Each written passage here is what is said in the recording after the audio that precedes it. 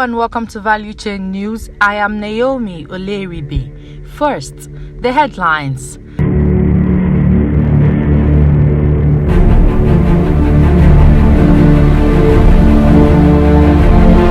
Nigeria's oil production crashed by 744,000 barrels in March. OPEC.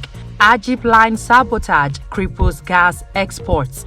Master mariners urge federal government to disburse cabotage fund as NNPC gives local ship owners slots. And now, the news in detail.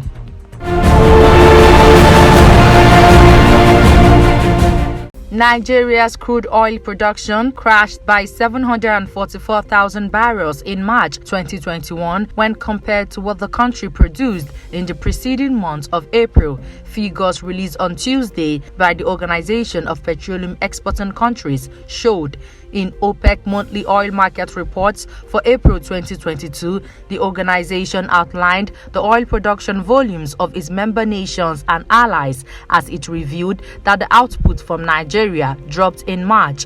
An analysis of the documents by our correspondent showed that Nigeria's oil production dropped from the 1.378 million barrels per day recorded in February 2021 to 1.354 million barrels per day in March, indicating a daily plunge of 24,000 barrels of crude oil. This implies that for 31 days in March, the country's oil production dropped by a total of 744,000 barrels, thereby aggravating the current financial crisis confronting the nation. A breach of the 24-inch gas line operated by Nigerian Ajib Oil Company (NAOC) in Okaka, Yenagoa, Bayelsa State has temporarily crippled gas exports by the firm, its Italy-based parent company ENI has revealed. The firm said it has declared a force majeure on its gas export feed to the Nigeria Liquefied Natural Gas (NLNG) in Bonny. Force majeure is a legal clause inserted in contracts to protect suppliers from liabilities due to circumstances beyond their control. A statement by ENI said the breach on the gas pipeline has cut gas export feed to NLNG by 5 million standard cubic meter per day. The facility had suffered the second attack within few days on April 5th when it went up in flames, the company said. The Director General and Chief Executive of National Oil Spills Detection and Response Agency, NOSDRA, Idris Musa, said investigations by the agency traced the two leak incidents to sabotage by vandals.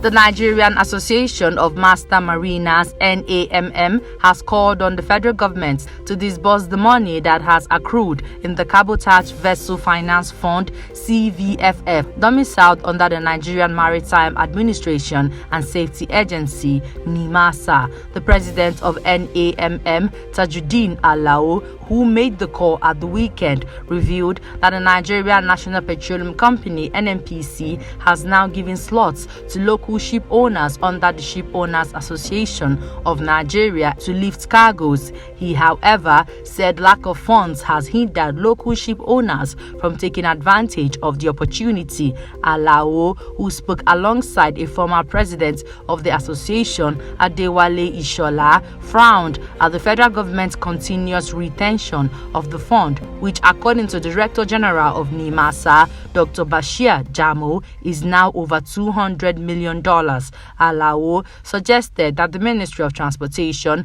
should direct the indigenous ship owners to be integrated and create one single company to access the fund.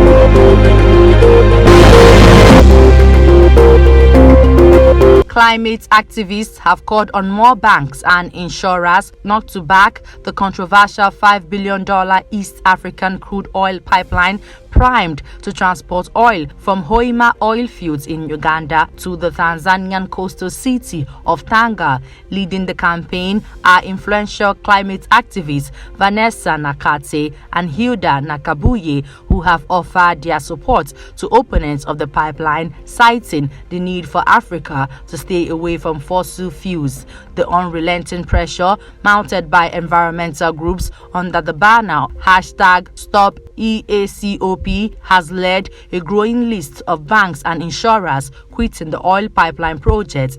The 897-mile oil pipeline is built to become the longest heated pipeline in the world. The China National Oil Corporation and French energy conglomerates Total Energies, alongside the Uganda National Oil Company and the Tanzania Petroleum Development Corporation, have remained firm in pushing ahead with the pipeline project, which is expected to become operational in 2025.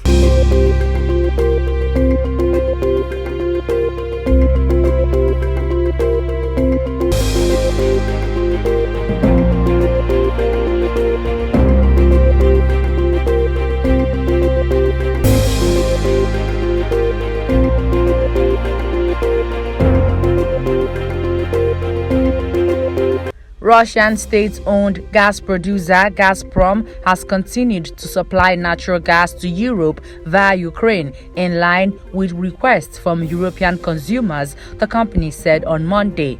Gazprom said requests stood at 94.9 million cubic meters for April 11, in accordance with an earlier report by Interfax news agency, which cited data from Ukraine's gas pipeline operator.